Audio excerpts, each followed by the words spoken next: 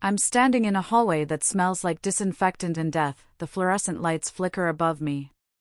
1, 2, 3 times. I count them because if I don't count something, I'll scream. My daughter is dying. Lydia. 29 years old. A surgeon. My brilliant, beautiful girl who used to climb into my lap and ask me to read her the same bedtime story every night. Now she's behind those double doors fighting for her life while machines do the breathing for her. Sudden cardiac failure, they said. Her heart just stopped. No warning. No reason. I grip my purse so tight my knuckles ache. The leather is warm from my hands. I've been holding it for 3 hours. Haven't moved. Haven't eaten. Can't. A nurse walks past me. Young. Tired. Her phone glows in her hand as she scrolls through something. I shouldn't look. It's rude. But my eyes catch the screen anyway. And everything stops. It's a yacht. Blue water. Golden sunset. Champagne glasses catching the light. And there's Cole Warwick. My son-in-law. Lydia's husband. The man who should be here, in this hallway, losing his mind alongside me, but he's not losing his mind. He's smiling, that wide, perfect smile he gave me the first time Lydia brought him home. The one that made me want to trust him even though something in my gut said don't. Beside him is a woman. Red swimsuit. Long dark hair. Hand on his chest. Laughing. I can't breathe. The caption underneath reads, finally free. My vision blurs. The hallway tilts. I reach for the wall but my hand misses and I stumble. Ma'am? Are you okay? The nurse grabs my arm. Steadies me. Her phone is still glowing between us. That post, I whisper. My voice doesn't sound like mine. Can I see it? She hesitates. Looks guilty. I'm sorry, I shouldn't have been on my phone, please. She shows me the screen. It's from Cole's account. Posted 47 minutes ago. Timestamp, 3:47 p.m. I check my watch with shaking hands. 3:47 p.m. was when the doctor came out and told me Lydia's heart had stopped. When they shocked her chest 3 times trying to bring her back. When I felt my entire world collapse into the sound of a single flatline beep, while my daughter was dying, her husband was celebrating. The nurse pulls her phone back. I'm so sorry. I didn't mean to. It's fine, but it's not fine. Nothing will ever be fine again. I walk to the window at the end of the hall. My legs feel like they're made of water. I search the parking lot below for Cole's black Mercedes. It's not there. Of course it's not. He's on a yacht in Key Largo, hundreds of miles away, drinking champagne with a woman who isn't my daughter, finally free. Free from what? From Lydia? From their marriage? From the inconvenience of a wife who might die. I think back to the last few months. Cole had been distant. Cold. Always on his phone. Always working late. Lydia mentioned it once over Sunday dinner. Said things felt different between them. Marriage has ups and downs, Mom, she'd said, smiling that brave smile I know too well. The one that says I'm fine when she's not. I should have pushed harder. Should have asked more questions. Should have trusted the feeling in my gut that said something was wrong. Now my daughter is on an operating table and her husband is living his best life. The hallway tilts again. I grip the window ledge. My reflection stares back at me. 62 years old. Gray hair pulled back in a bun. Lines around my eyes from 30 years of reading legal documents under bad office lighting. I look old. Tired. Powerless. But behind me, through the glass doors, a monitor beeps steady. Rhythmic. That's Lydia's heartbeat. Still fighting. If she's still fighting, then so am I. I pull out my phone with trembling hands. Screenshot the post before Cole can delete it. Then I open my notes app and start typing. 3:47 p.m. Cole posts app photo. Caption, finally free. 3:47 p.m. Lydia's heart stops, same time. Exact same time. That's not a coincidence. I save the note. My hands are shaking, but it's not from shock anymore. It's from something colder. Something that's been building since I saw that photo. Rage, pure, focused rage. The operating room doors burst open. A doctor in scrubs walks out, pulling off his mask. He looks exhausted. I rush toward him. How is she? We got her back. She's stable. Critical condition, but alive. Relief floods through me for half a second. Then the anger returns, harder than before. Lydia is alive, and Cole has no idea. Or maybe he does. Maybe that's why he's celebrating. Maybe he thought she'd die on that table and he'd be free to start his new life with the woman in the red swimsuit. The thought makes me sick. Can I see her? I ask. Not yet. We need to monitor her for the next few hours. I'll update you when you can go in. He walks away. I'm alone again. I look down at my phone. At the screenshot. At Cole's smiling face. At the champagne. At the woman who isn't my daughter. Finally freed, I whisper to the empty hallway, "You're not free yet." Then I sit down, open my phone, and start digging. Cole's social media. His bank accounts. His emails. Anything I can access. 30 years as a legal secretary taught me how to build cases. How to find evidence. How to connect dots that other people miss. This isn't over, this is just the beginning, and Cole Warwick is going to learn something I learned a long time ago: you don't mess with a mother's daughter. 3 days pass and I haven't left this hospital. I sleep in the waiting room chair. It's hard plastic that digs into my hip. I wake up every hour when someone's phone rings or a nurse walks by. I eat crackers from the vending machine. They taste like cardboard, but I don't care. All I care about is Lydia. She's in room 314 now. ICU. I can see her through the glass when the nurses aren't blocking my view. She looks so small under all those tubes and wires. The ventilator breathes for her. The machines track every heartbeat. I sit beside her bed and hold her hand. It's warm. That's good. That means blood is still flowing. Life is still there. But Cole isn't. He hasn't come once. His texts arrive every few hours. Short. Cold. Like he's checking off a box on some list. Asterisk, how is she? Asterisk, let me know if anything changes. Tied up with work. Be there soon. Tied up with work. I stare at those words until they blur. My daughter is dying and he's tied up with work. I don't respond. I just save every text. Every word. Evidence, the nurses notice. I hear them whispering when they think I can't hear. Has the husband been in? Not once. That's strange. Some people can't handle hospitals. I want to tell them it's not about handling hospitals. It's about something else. Something worse, but I don't. Not yet. On the 4th day, a hospital clerk finds me in Lydia's room. She's young. Nervous. Carrying a clipboard. "Mrs. Mercer? I need you to sign some insurance forms." I take the clipboard. My eyes are tired. The words blur together. Legal language. Medical jargon. Pages and pages of it. I'm about to sign when something catches my eye. Halfway down the 2nd page, policy manager, Cole Warwick. I stop. Read it again. Cole is listed as the manager of Lydia's life insurance policy. That's normal. Spouses do that. But what makes my blood go cold is the date next to his signature, October 12th, 3 days before Lydia collapsed. 3 days. My hand starts shaking. I set the clipboard down carefully so the clerk doesn't see. "Can I get copies of these?" I ask. My voice sounds normal. Calm. 30 years of working in law offices taught me how to hide emotion. Sure. I'll print them for you. She leaves.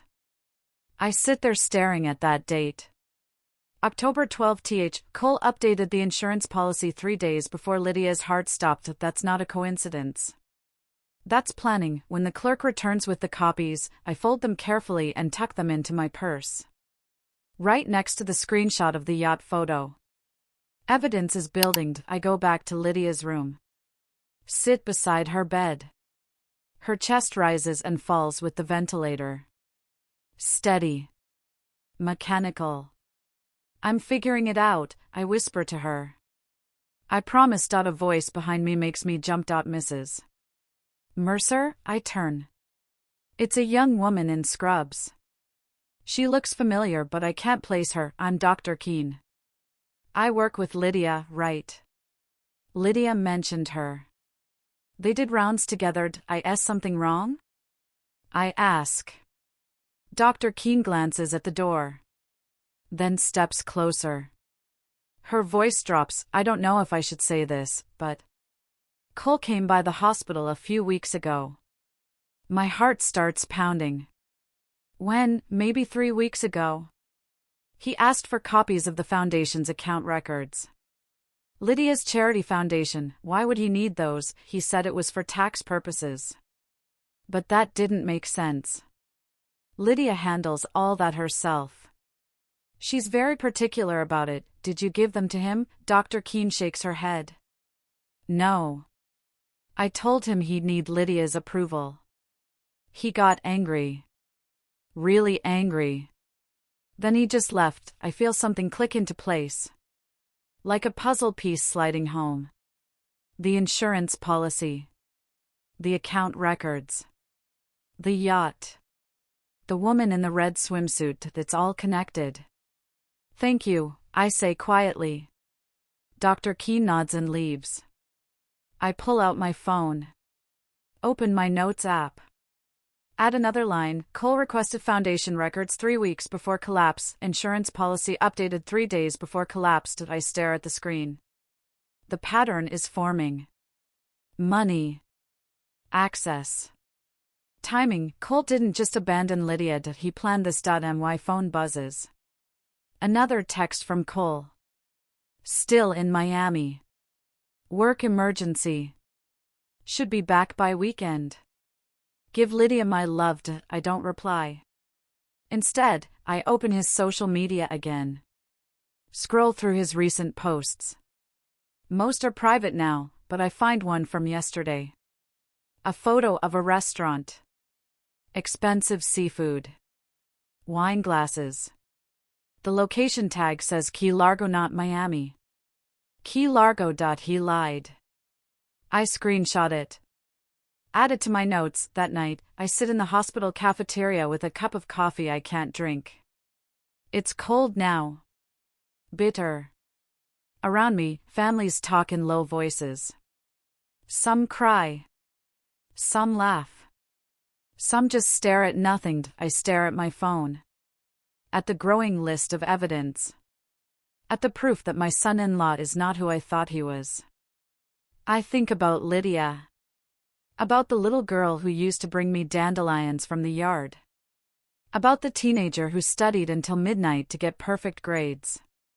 About the woman who became a surgeon because she wanted to save lives. She didn't deserve this, and I'm going to make sure Cole pays for it. I finish my cold coffee. Stand up. Walk back to the ICU. Lydia's monitor beeps. Steady. Strong. I lean close to her ear. Hold on, sweetheart. Mama's building the case. And when you wake up, he'll have nowhere to run. I kiss her forehead. It's warm. Then I pull out my phone and start searching again. Bank accounts. Credit cards. Property records. Anything with Cole's name on it. I'm not angry anymore. Anger burns too hot. Clouds judgment. What I feel now is colder. Sharper purpose. I buy a leather journal from the hospital gift shop. Black. Plain. The kind lawyers use for depositions. I know because I bought hundreds of them over 30 years of working in law offices. That night, in my hotel room, I open it to the first page. My hand is steady now. The shaking stops somewhere between rage and purpose. I write the date at the top. Then I start listing everything. 3:47 p.m. Cole posts yacht photo. Finally free, 3:47 p.m., Lydia's heart stops, October 12th, insurance policy updated. Cole named manager. 3 weeks ago, Cole requested foundation account records. Yesterday, Cole posted from Key Largo. Lied about being in Miami, the words stare back at me. Facts. Cold. Hard. Undeniable, but not enough yet, I need more. I need the kind of evidence that leaves no room for doubt. The kind that makes prosecutors smile and defense attorneys sweat. 30 years as a legal secretary taught me how cases are built. One document at a time. One witness statement at a time.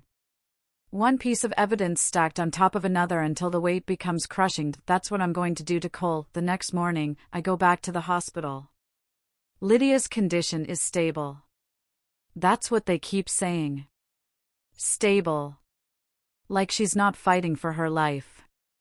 Like her heart didn't stop 3 times on the operating table. I sit beside her bed and open my laptop. The nurses pretend not to notice. I start with the yacht. Pull up the photo again. Study it closely. The yacht is white with blue trim. In the background, I can see a name painted on the side. Partially blocked by Cole's shoulder, but readable if I zoom in. See escape. I search Yacht Rentals in Key Largo. Find the company. My finger hovers over the phone number. Do I call? What do I say? Then I remember something. A trick one of the attorneys taught me years ago. People will tell you anything if you ask the right way. I dial, Coastal Yacht Rentals, how can I help you? I make my voice warm. Friendly. Hi, I'm trying to reach someone who rented the Sea Escape last week. My husband left his watch on board. Oh no. Let me check. What's the name? Warwick. Cole Warwick, keyboard clicking. My heart pounds. Yes, Mr. Warwick rented it for 3 days. But I'm sorry, we haven't found any personal items. You might want to call him directly. 3 days. $47,000 for 3 days, thank you so much, I say, and hang up. I add it to my journal. My hand is shaking again, but this time it's not from fear. Yacht rented for 3 days. $47,000. Under Cole's name, *, where does a resident surgeon get $47,000? I think about Lydia's foundation. The charity she started 2 years ago. She was so proud of it. Used her own money to fund medical equipment for hospitals that couldn't afford it. I log into the foundation's website. I know her password. She told me once during Sunday dinner. Her birthday backwards, the donation page loads. At first, everything looks normal. Monthly contributions. Large grants. Clean accounting, then I see it. A wire transfer from 3 weeks ago. $50,000. Sent to an account labeled Research and Development LLC. I've never heard of that company. I search for it online. Nothing comes up. No website. No business license. No registration. It's a ghost. My pulse quickens. I scroll further. Find another transfer. Same company. $30,000. Then another. $25,000. Over the past 2 months, $105,000 left Lydia's foundation and went into this phantom account Cole stole from my daughter's charity. I write it down with shaking hands. $105,000 transferred to shell company. Research and Development LLC. I need to know who owns it. I call an old colleague. Iris. We worked together at Morrison & Klein for 15 years. She's a paralegal now. Sharp. Discreet. Iris, I need a favor. Quietly. What's going on, Vera? I need you to trace a company for me.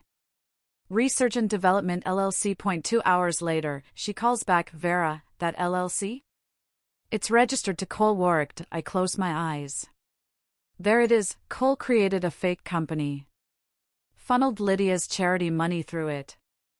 Used her foundation to pay for his yacht getaway with another woman. Can you send me the registration documents? Already in your email. I hang up.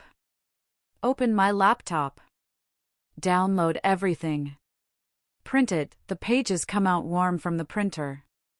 I spread them across the hotel bed, bank transfers. Registration forms.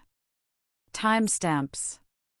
Every piece connects to the next like links in a chain. I step back and look at it all. This is what evidence looks like. This is what justice is built from. That evening, I returned to Lydia's room. Hold her hand. Her fingers are warm.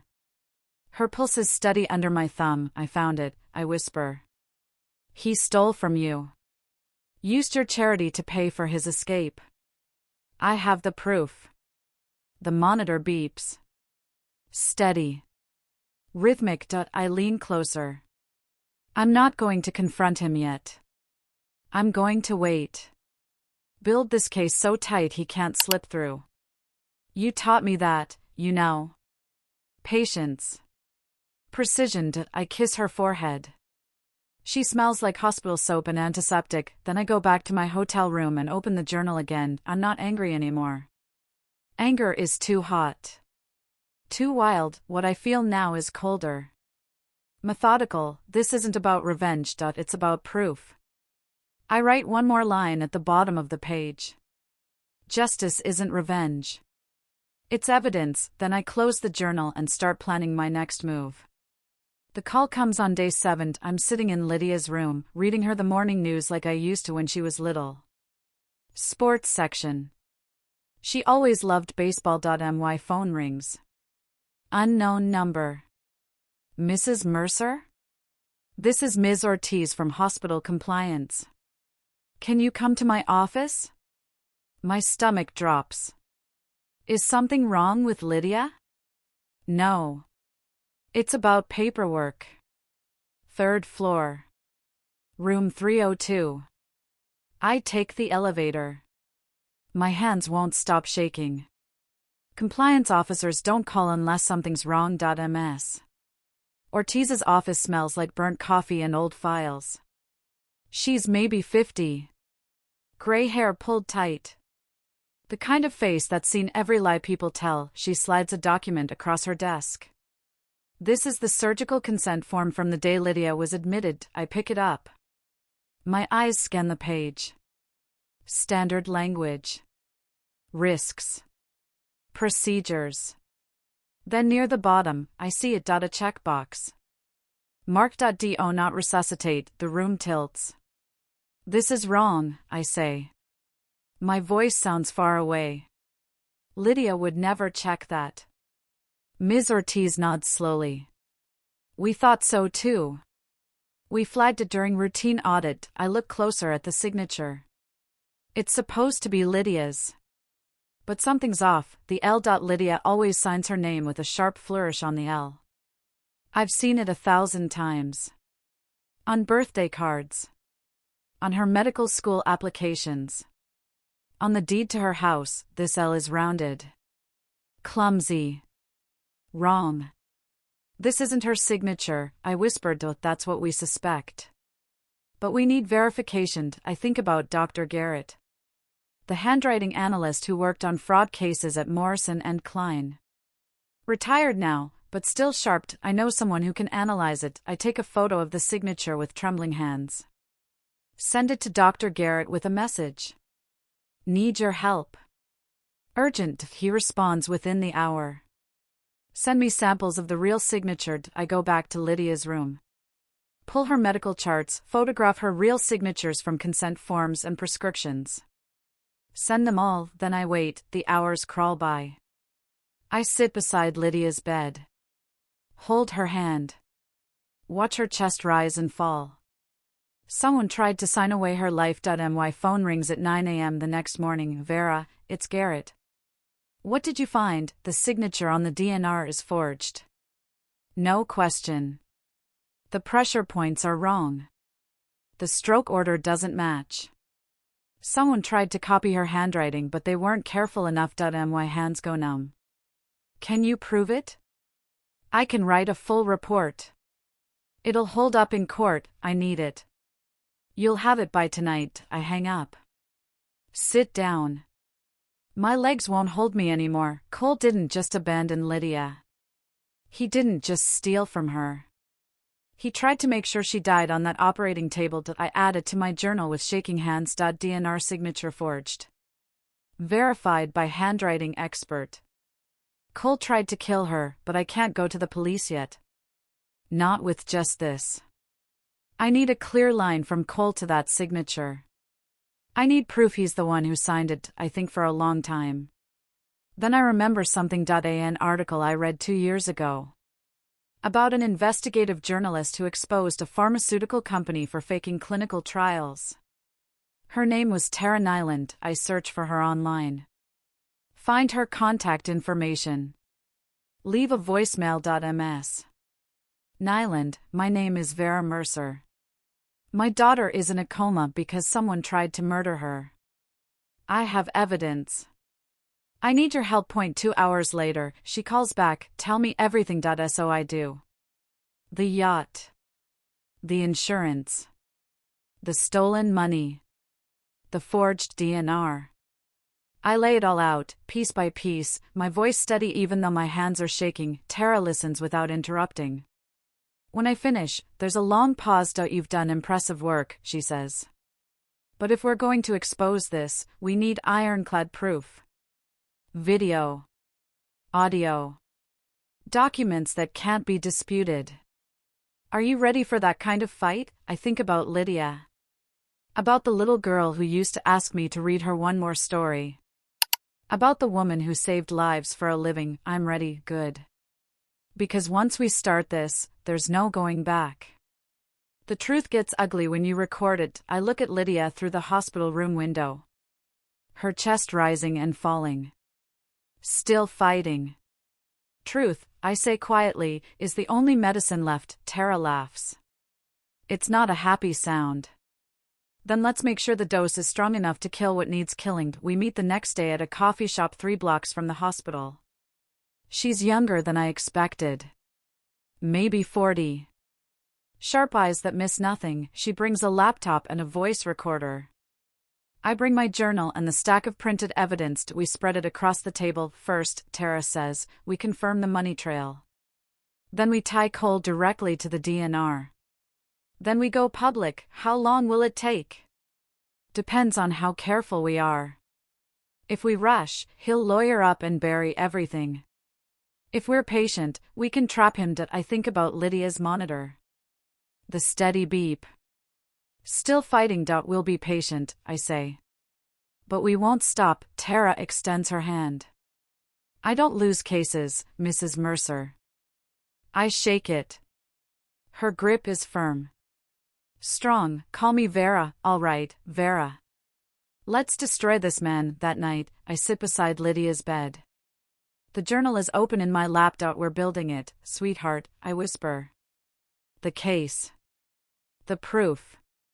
Tara's helping me now. We're going to make sure he pays for what he did to you. Her monitor beeps. Steady. Rhythmic. I lean close to her ear. Hold on just a little longer. Justice is coming. And it's going to be loud enough to wake you up. I kiss her forehead, then I go back to work. Tara moves like a woman possessed. Within 48 hours, she's pulled yacht rental invoices, traced wire transfers, and mapped every dollar Cole stole. We work out of her apartment. It's small. Cluttered. Monitors glow on every surface. Empty coffee cups pile up in the sink. I don't care. This is what justice looks like before it's born. Look at this, Tara says, spinning her laptop toward me. I lean in. Numbers fill the screen. Bank statements I recognize from Lydia's foundation. The yacht rental? Paid through a business account linked to hospital research grants. Cole set up that shell company Research and Development LLC. Funneled Lydia's charity money through it. Then used it to pay for his vacation. My chest tightens. Can we prove he owns the company? Already did. She pulls up another document. Registration papers. Cole's name right there. His signature. His address. That's it, I breathe.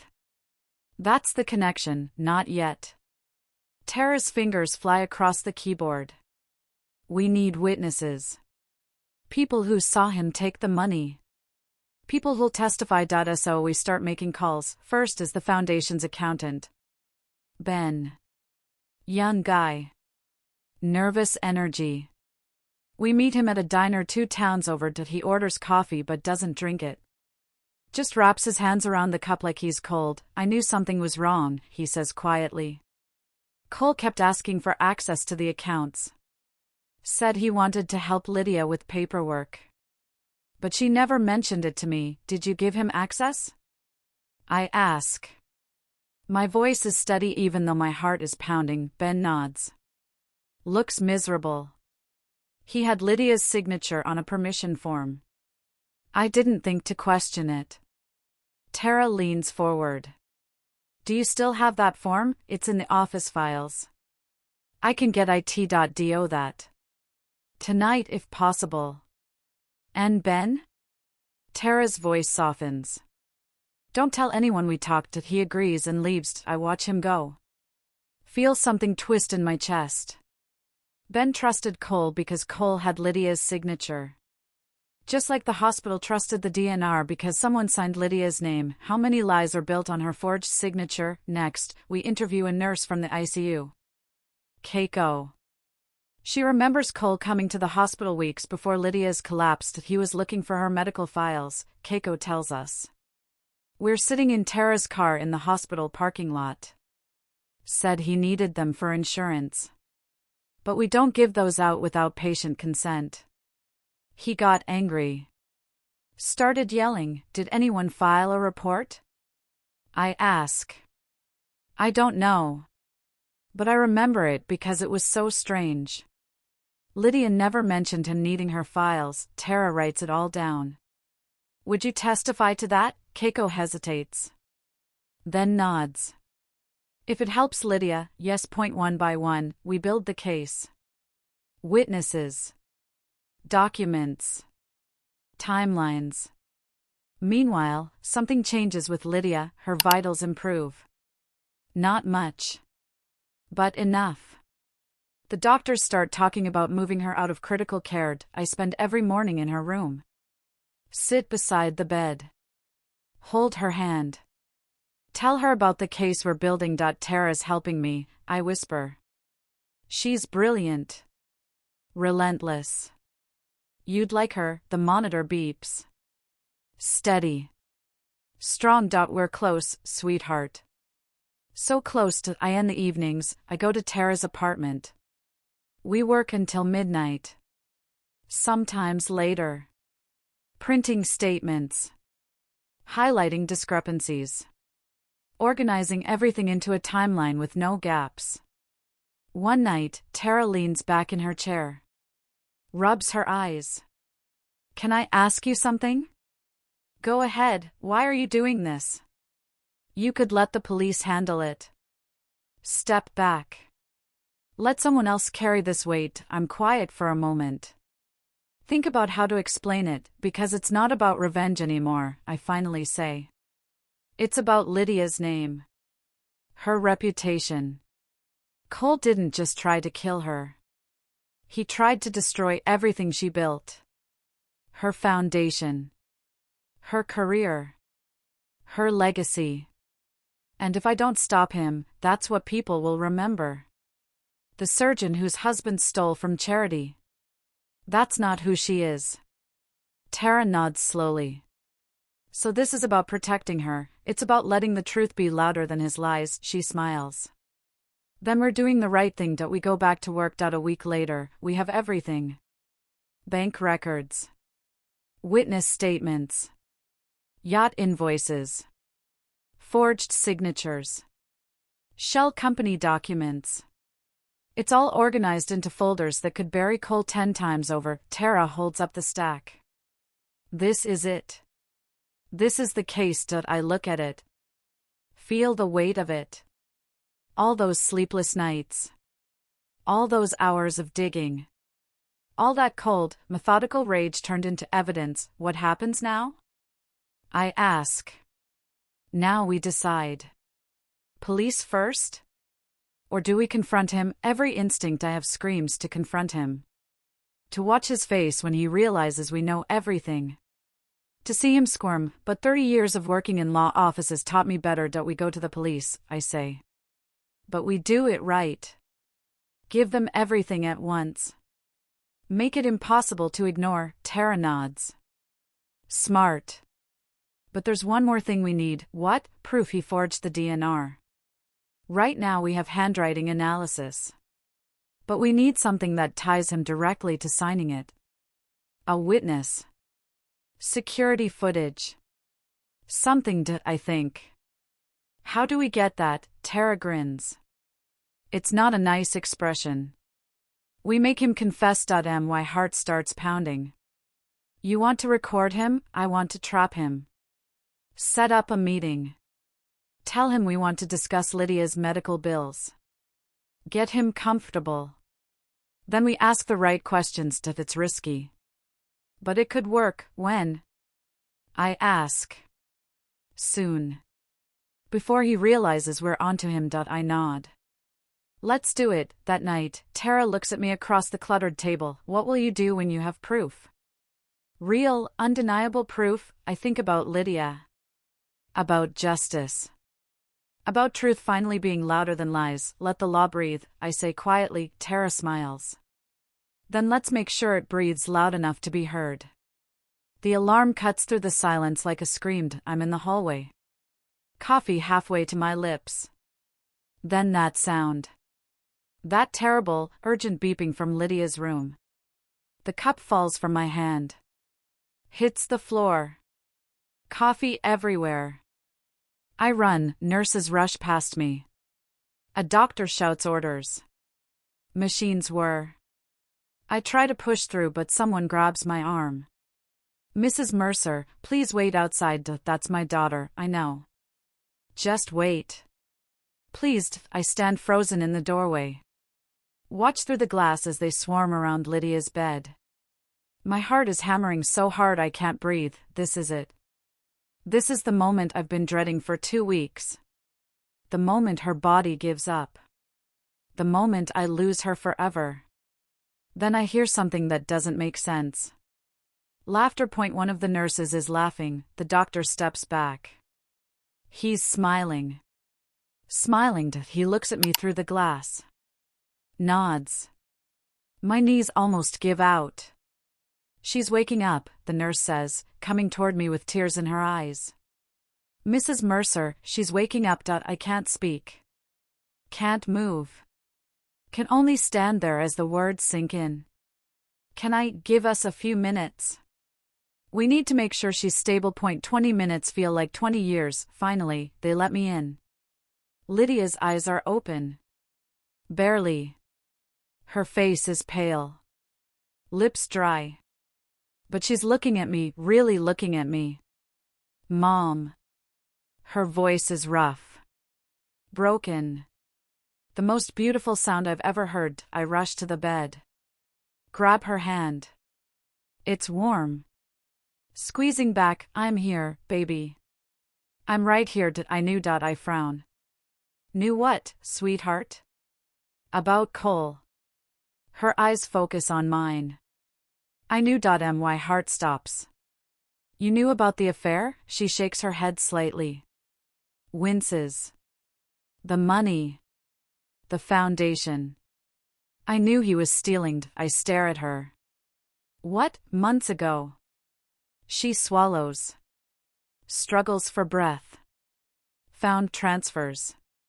Didn't make sense. Dug deeper. Saw the shell company. His name. My mind is racing. Why didn't you tell anyone? No proof. Her voice is barely a whisper. Just suspicions. He covered his tracks. I needed solid evidence, so what did you do? Her lips twitch. Almost a smile. Set a trap. What kind of trap? Decoy account. She pauses. Breathing hard. Moved every donation.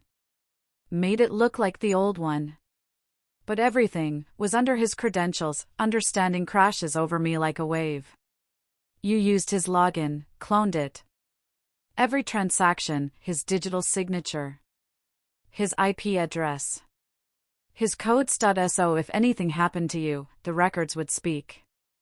Her eyes lock on mine. If I died, the trail leads to him. No escape. I can't breathe. Can't think. My brilliant, beautiful daughter. She planned this. All of it. You knew he might try something, I whisper, suspected. When he asked for my files, when he asked about insurance. I knew. So you prepared, had to. Her voice cracks. Didn't think he'd go this far. I squeeze her hand. But you survived. You're here. Because of you.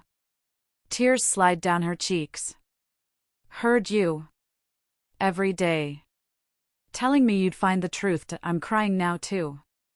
I did. Tara and I. We built the case. Lydia's smile grows stronger. Then we have him. We do. But sweetheart, there's more.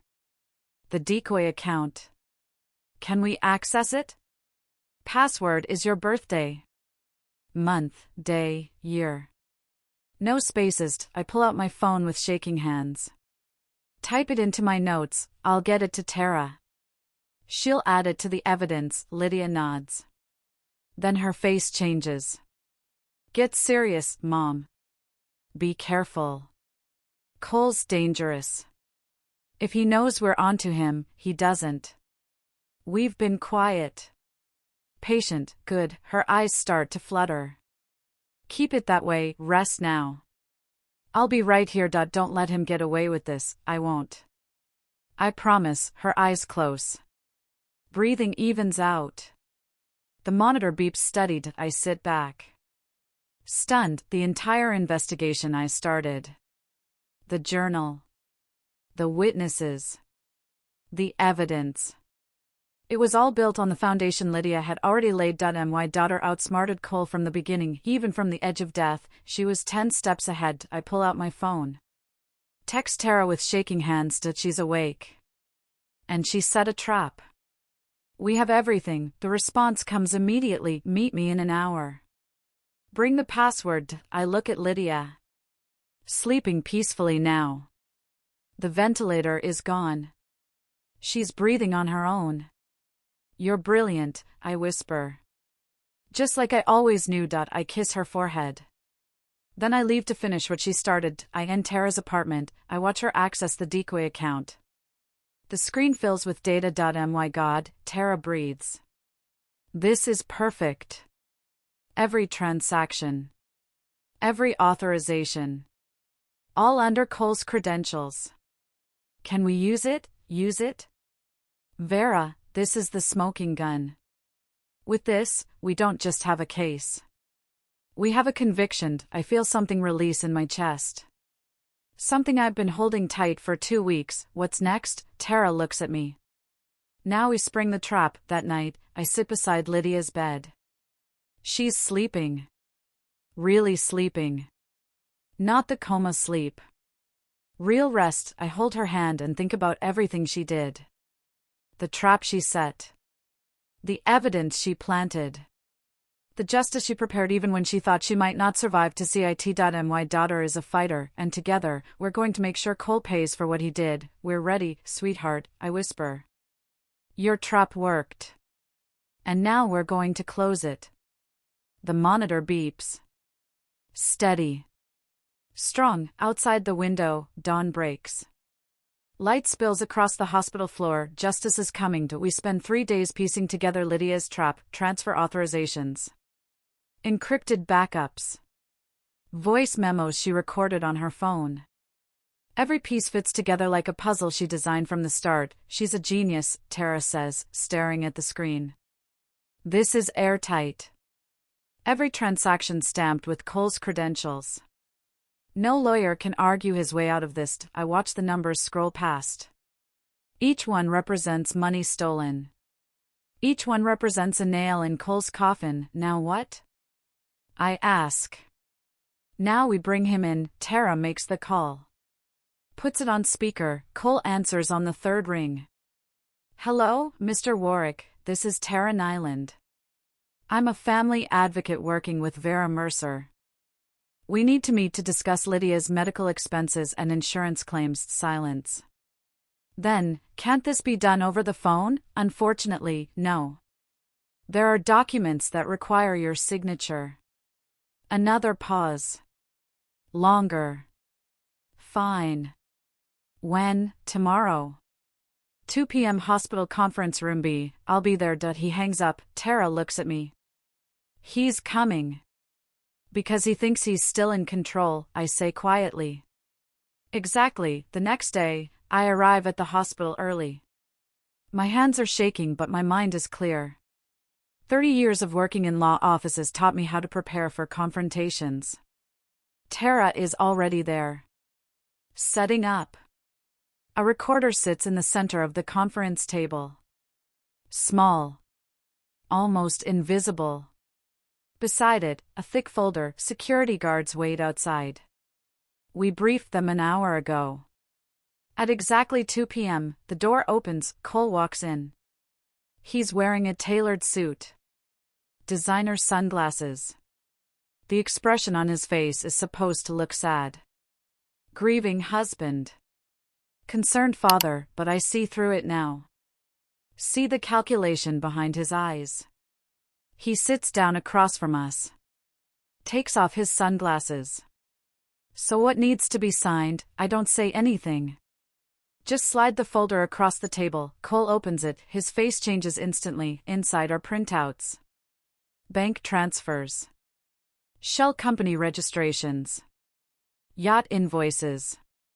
Screenshots of his social media posts, and on top, a single piece of paper with Lydia's handwriting. Love without integrity isn't love. It's leverage. Cole's hands start shaking. He looks up. At me. At Tara. What is this? It's the truth, I say. My voice is steady. Cold. Proof that you stole from Lydia's foundation. Proof that you forged her DNR. Proof that you tried to let her die. This is insane. I didn't. We have your digital signature on every transaction. Tara interrupts. We have witnesses who saw you access the accounts. We have the yacht rental tied to the stolen funds. We have everything. Cole's jaw tightens. Lydia gave me access to those accounts. I was helping her. Then why did you lie about being in Miami? I ask quietly. Why were you on a yacht in Key Largo? The exact moment her heart stopped, Cole stands up. Face red. I don't have to listen to this. He reaches for the folder. I wouldn't do that, Tara says. Cole freezes. Looks at her. This room is being recorded. And those security guards outside? They're here for you. Cole's eyes dart to the door. Color drains from his face. He sits back down slowly.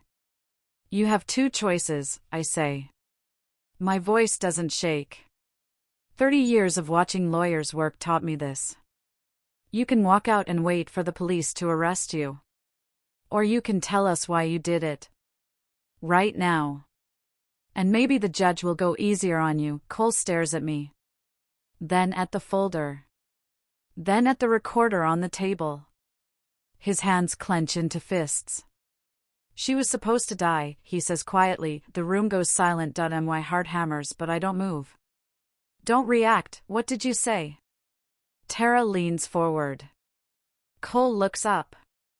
His eyes are hollow. Empty. I signed the DNR. I thought the doctors would let her go. I thought it would be over. Why? The word comes out broken.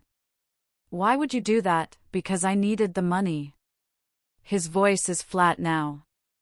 Dead. The foundation had money. I was broke. Drowning in debt. And I was tired. Tired of pretending. Tired of the marriage. I feel sick. But I don't look away. So you tried to kill her. I didn't think she'd wake up. Cole's whisper is barely audible. I thought it would just end. Tara reaches over. Stops the recorder.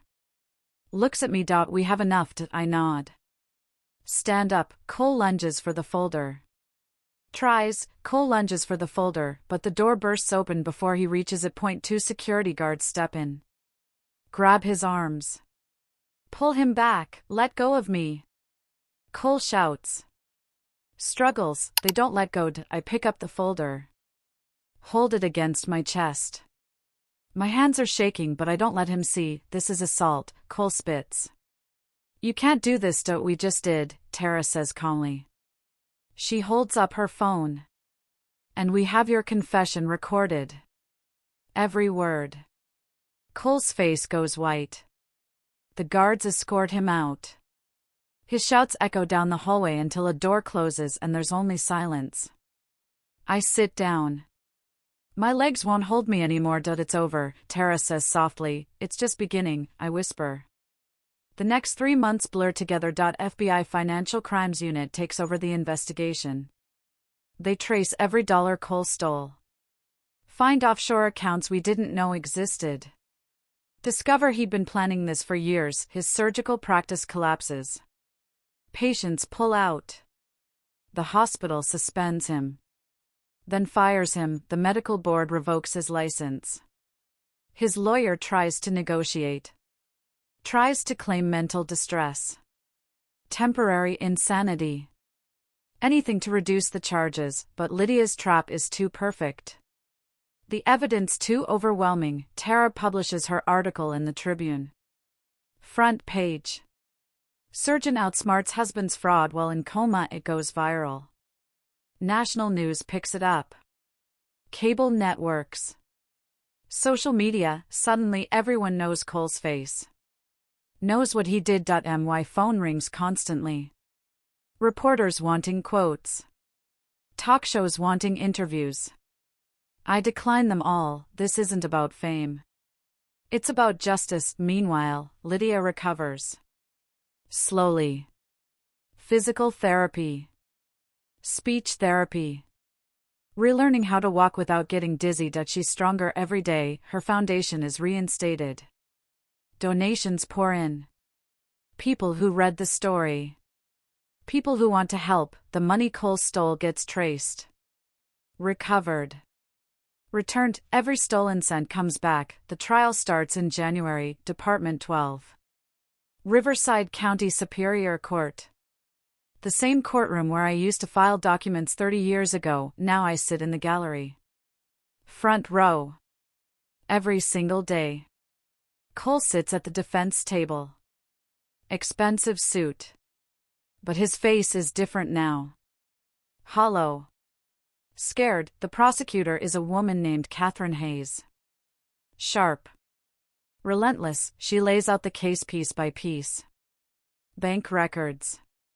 Witness testimony. The forged DNR. The yacht photos. The confession we recorded. Cole's lawyer tries to fight. Tries to create doubt. But there's no doubt. Not with this much evidence. Lydia testifies on day 7. She's still weak. Uses a cane to walk to the witness stand. But her voice is clear. Did you give your husband permission to access your foundation accounts? Catherine asks. No. Did you authorize the transfers to Research and Development LLC? No. I created a decoy system to trap him. Every transaction he made was documented under his credentials. Why did you do that? Because I knew he was stealing. I needed proof. Cole's lawyer tries to cross-examine. Tries to make it seem like Lydia was confused. Mistaken, but Lydia doesn't waver. Doesn't break. She's brilliant on that stand. Calm. Precise. I've never been more proud. The jury deliberates for 4 hours. I sit outside the courtroom. Lydia beside me. Tara on the other side. We don't talk. Just wait. When they call us back in, my heart is pounding so hard I can barely hear. Has the jury reached a verdict? We have, Your Honor. The forewoman stands.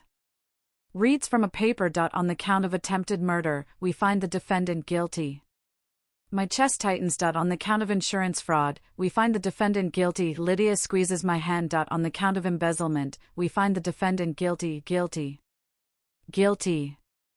Guilty. All 12 counts. I don't cheer. Don't cry out.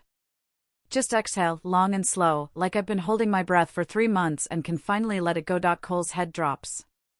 His lawyer puts a hand on his shoulder, but Cole doesn't move.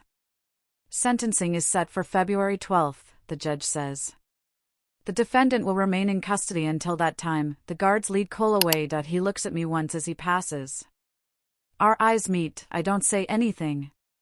Just watch him go. Sentencing day comes cold and gray. The courtroom is packed. Reporters. Hospital staff.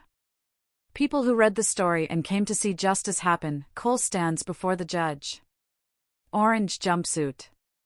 Handcuffs. The judge reads the sentence. 25 years. No possibility of parole for 15 years. 25 years. Cole will be 63 when he gets out. Lydia will be 54. The gavel comes down. It's over. Outside the courthouse, cameras flash. Microphones thrust forward. Mrs. Mercer, how do you feel? What's next for your family? Do you have a message for other families in similar situations? I stop. Look at the cameras. This story isn't about punishment, I say quietly. It's about proof. It's about fighting for the people you love. It's about never giving up. What would you say to your daughter? I think about Lydia. About her trap. About her brilliance. I'd say she taught me that justice doesn't roar. It plans. It waits. And when the time is right, it speaks loud enough to be heard. Then I walk away. Lydia is waiting by the car. Smiling, ready to go home. Mom, ready. We drive away from the courthouse. Leave the cameras behind. I in the rearview mirror. I see Cole's lawyer talking to reporters. See the crowd dispersing, but I don't look back for long. Justice is done. Now we heal. The physical therapy room smells like rubber mats and determination. Lydia grips the parallel bars. Knuckles white. Jaw clenched. One step. Then another. Her left leg drags slightly. 3 weeks in a coma does that to muscle memory, but she doesn't stop. Again, she tells the therapist, you've done 20 reps, maybe rest. Again, that's my daughter. Stubborn as concrete. I remember when she was 7. Fell off her bike. Scraped both knees raw. She looked at me with those fierce eyes and said, I'm doing it again until I get it right. She got back on that bike, same fire now. Just a different battle. Doctor. Martinez appears beside me. Most patients in her situation wouldn't survive. The ones who do usually can't return to their careers. But Lydia? She's already talking about surgery schedules. Pride spreads through my chest. Warm. Solid. When can she go back? 3 months minimum. But she'll get there. That night, we share dinner in her apartment. First meal outside the hospital in 4 months. I made lasagna. Her favorite. The kitchen smells like garlic and something almost normal. This is good, Mom. Lydia takes another bite. Really good. You always say that. Because it's always true. We eat in comfortable silence. The kind that only comes after surviving something together. Finally, Lydia sets down her fork. The settlement came through. $1 million. I look up scholarships, she says before I can ask. Medical students who can't afford tuition. Kids who want to be doctors but don't have resources. That's exactly what she'd do, and I'm renaming the foundation. She pauses. The Vera Mercer Medical Fund. My throat tightens. Lydia, you saved my life. Built the case. Fought when I couldn't. This is how I honor that. I reach across the table. Squeeze her hand. I'm proud of you. I learned from the best. As I'm leaving, she hands me a folder. Tara's article. Journal of Medical Ethics picked it up. They're using it in their curriculum. I open it. See the title. Physician, Protect Thyself. How one surgeon built her own justice while fighting for her life. Underneath, an editor's note. This will be taught in every medical school that partners with our journal. Dr. Warwick's case represents not just survival, but systemic accountability. You're helping people you'll never meet, I whispered. That's the point. Justice shouldn't just punish. It should teach. At home, I check the community center schedule. Next Tuesday. 7 p.m. My lecture series starts, The Anatomy of Betrayal, How to Build a Case When Everything Falls Apart. 60 people signed up. Now there's a waiting list, women mostly. A few men. All with similar stories. Spouses who stole. Partners who lied. Families who betrayed. They want to know how we did it. So I'll teach them, not revenge. Not anger, strategy. Evidence. Patience. The first session comes fast. I stand before 60 faces. Some angry. Some sad. All determined. Justice isn't a thunderclap. I begin. Silence. They're listening. It's not rage where everything falls into place. It's not a movie scene where the bad guy confesses. I pause. Justice is a rhythm. Steady. Deliberate. The same rhythm you hear in a heartbeat that refuses to quit. I show my journal. The black leather one from the hospital gift shop. This is where it started. Documentation. Every lie. Every stolen dollar. Every forged signature. Written down. Dated. Verified. A woman raises her hand. What if you don't have proof yet? Build it. One piece at a time. Don't confront. Don't accuse. Watch. Record. Wait. Another hand. How long did it take? 3 months from collapse to conviction. But Lydia started her trap months before. She knew something was wrong. So she prepared. I advanced the slide. Show the decoy account diagram. She created a system where every transaction Cole made was logged under his credentials. His IP. His digital signature. When the time came, there was no denying it. Pen, scratch paper. Phone's record. Cole thought he was smarter. Thought he could steal and walk away. But he underestimated 2 things. I pause. My daughter's intelligence. And a mother's refusal to let go. Someone starts clapping. Then another. Then the whole room. I don't smile, just nod. Because this isn't about applause. It's about teaching people how to fight when the system doesn't. 3 months later, Lydia returns to surgery. I watch from the observation deck as she scrubs in. Hands moving with practiced precision. Ready, Dr. Warwick? The attending asks. Lydia's voice comes through the intercom. Steady. Clear. Ready. 6 hours later, the patient's heart beats strong on the monitor. Nice work, the attending says.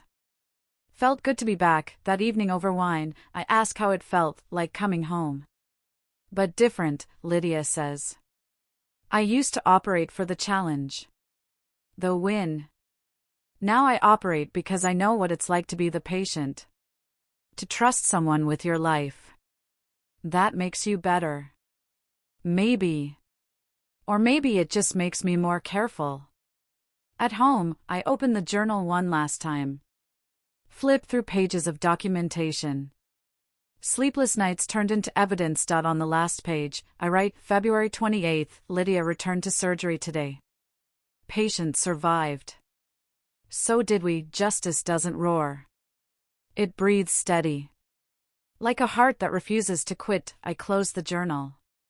Set it on the shelf beside 30 years of legal books. Outside my window, the city glows. Lives continue. Stories unfold. Somewhere, Cole sits in a cell counting days. But I don't think about him anymore. I think about Lydia saving lives. About justice that teaches instead of punishes. About 60 people who now know how to document. How to build cases. How to fight back. That's restoration, not revenge.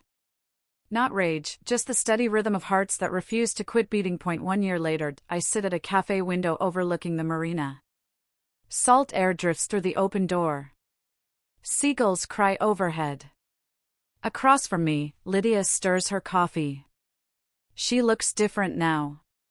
Stronger. Hair grown back to her shoulders. Color returned to her cheeks. We don't talk much anymore about what happened. Don't need to.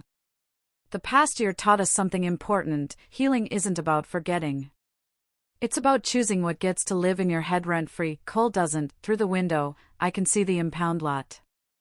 Rows of seized vehicles. Boats wrapped in faded blue tarps, and there, at the far end, sits the Sea Escape. The yacht from the photo. The one Cole rented with stolen money while Lydia was dying. It looks smaller now. Pathetic, almost. Paint peeling. Windows grimy. Do you ever think about him? Lydia asks quietly. I watch the yacht bob in the water. Lifeless.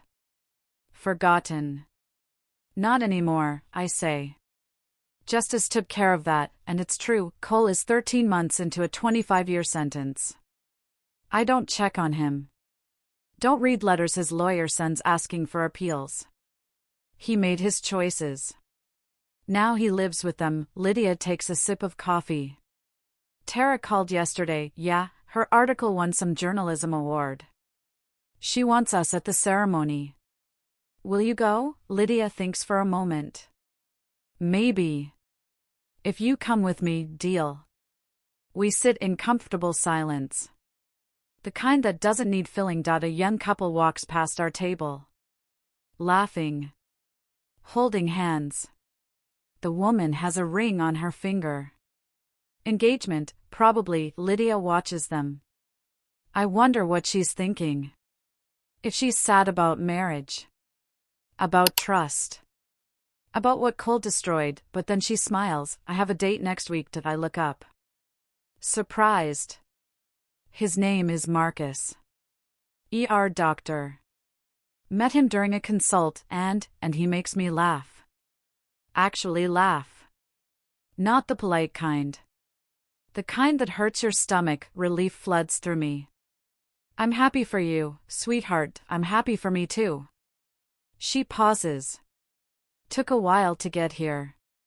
But I think I'm ready. Ready for what? To trust again. Not blindly. But carefully.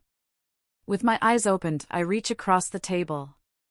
Squeeze her hand. That's all anyone can do. My phone buzzes. Text from the community center. Session tonight full. 80 people registered. Need bigger room. I show Lydia. 80? She whistles. Mom, you're basically running a movement now, not a movement. Just teaching people what we learned. Same thing. Maybe she's right. Over the past year, my lectures grew. Started with 60 people. Now we need auditoriums. Women travel from other states. Bring folders full of evidence. Bank statements. Text messages. Photos. They're building their own cases. Last month, one of them won. Husband convicted of embezzlement. She used my documentation method. Every transaction logged. Every lie recorded. She sent me flowers with a card that said, "Thank you for teaching me how to fight." I cried reading it, not sad tears. Proud ones. What time is the session? Lydia asks. 7. I'll come. If that's okay. You sure? She nods. People should hear it from both of us. The mother who built the case. And the daughter who survived it. That evening, we stand together in front of a packed auditorium. 80 faces stare back. Some crying already.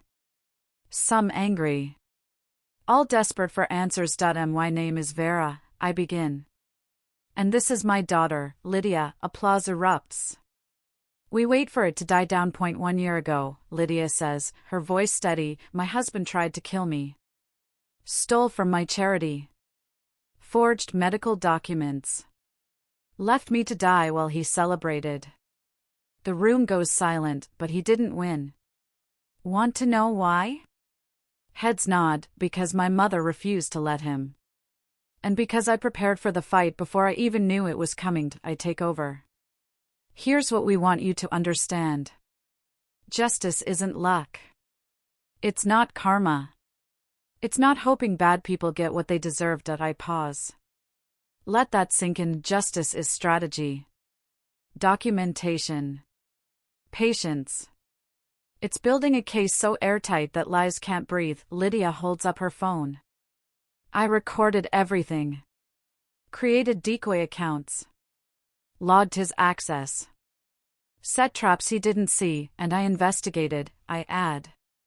Interviewed witnesses. Traced money. Connected dots. We didn't just accuse. We proved. A woman in the third row raises her hand. What if you're scared? What if he finds out? Lydia answers. Then you move carefully. Quietly. You don't confront until you're ready. Until the evidence is bulletproof. And you're never alone, I say. Build your team. Find people who believe you. Lawyers. Journalists. Friends. Anyone who'll fight alongside you. Another hand. How long does it take? Depends, I say honestly. Our case took 3 months from collapse to conviction. But Lydia's trap took months to build before that. Justice doesn't rush. It waits for the right moment. We speak for 90 minutes. Answer every question. Share every detail. When it's over, people line up. Want to shake our hands. Share their stories. Ask for advice. We stay until midnight. Listen to each one. Afterward, driving home, Lydia looks at me. You know what's crazy? What? A year ago, I was dying. You were terrified. Cole was celebrating. Everything was falling apart, and now? Now we're teaching people how to survive what we survived. Turning pain into purpose. I think about that. About the journey from that hospital hallway to this auditorium. From rage to strategy. From victim to victor. Justice doesn't roar, I say quietly. Lydia finishes the thought. It breathes steady. Like a heart returning to rhythm. We drive through quiet streets. City lights flicker past. Somewhere behind us, the seascape sits rotting in an impound lot. A monument to Cole's arrogance, but we're not looking back anymore. We're looking forward. At dates with ER doctors. At lecture halls full of survivors. At Sunday breakfasts and ordinary mornings that feel like verdicts themselves. At home, I open the journal one final time, flip through pages of evidence. Documentation. Proof. Then I write the last entry. 1 year later. Lydia is thriving. Justice held. And peace finally found us, not because we forgot. But because we fought. And I close the journal. Place it in a box marked evidence, closed case. Seal it with tape, store it on the top shelf of my closet where it belongs now. Archive. History. Proof that mothers don't quit and daughters don't stay down. Outside my window, stars appear. The city settles into night. Tomorrow, Lydia operates. I lecture. Life continues, but tonight, I sit in silence. No monitors beeping. No lawyers calling. No evidence to gather, just peace, the kind that comes after the storm passes, the kind that whispers, you survived this. You're stronger now. You're free, and for the first time in a year, I believe it. Justice doesn't roar. It breathes steady. Like a heart that refused to quit beating. If this story moved you, hit that subscribe button. Because every week, I bring you real American stories about ordinary people who refuse to stay victims. Drop a comment below. Have you ever had to fight for justice? Have you ever built a case against someone you trusted? Your story matters. Share it, and if you know someone who needs to hear this, someone fighting their own battle right now, send them this video. Sometimes the greatest gift we can give is proof that survival is possible.